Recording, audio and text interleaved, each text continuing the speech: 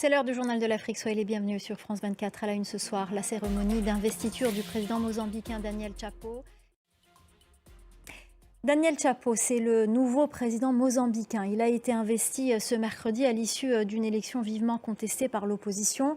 La mission première de cet ancien gouverneur provincial sans expérience d'État sera de renouer le dialogue et d'apaiser les esprits. Ce mercredi, 7 manifestants sont morts. Laurent Berstécher.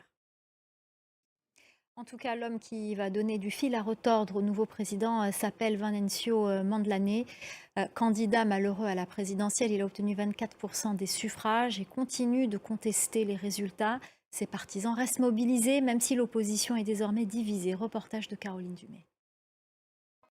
Fin des opérations de secours dans une mine clandestine près de Pretoria en Afrique du Sud. 246 mineurs sont sortis vivants selon la police. On en vient à cette attaque au Bénin qui avait fait le 8 janvier dernier 30 morts dans les rangs des forces armées béninoises. C'est la plus meurtrière que le pays ait connue.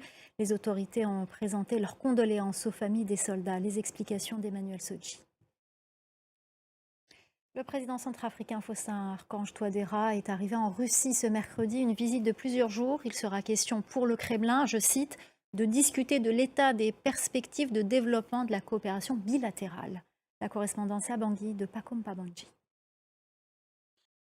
Le Rwanda a annoncé avoir identifié de potentiels puits de pétrole pour la toute première fois sur son territoire.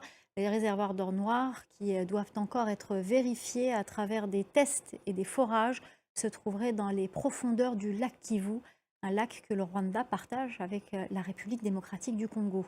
Les précisions à Kigali de Clément Diroma. Le tirage au sort du CHAN s'est tenu ce mercredi. Les 19 équipes qualifiées ont été réparties en 4 groupes.